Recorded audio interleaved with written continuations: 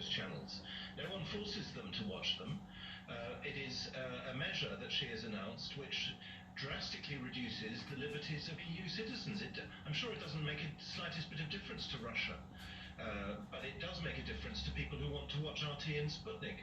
And I mean, we've got used to totalitarianism for 2 years now with all the COVID madness, but this is in the same category. In any case, what laws is she claiming to be operating under? The EU doesn't have that authority, any more than it has the authority, by the way, as far as I know, to close airspace, as you mentioned in your report. Above all, I mean, independently of the issue between Russia and NATO and Ukraine, I think anyone watching this, any European citizen watching this, should be deeply preoccupied by the assault on his own rights, his or her own rights.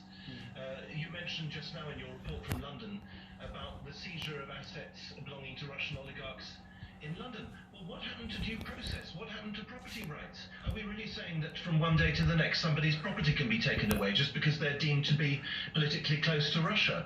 This is literally dictatorship. I don't want to sound hysterical, but somebody has to pull the alarm bell on this and say that these kinds of measures undermine the very thing which the British government and other European governments claim to be standing for, namely the rule of law and democracy.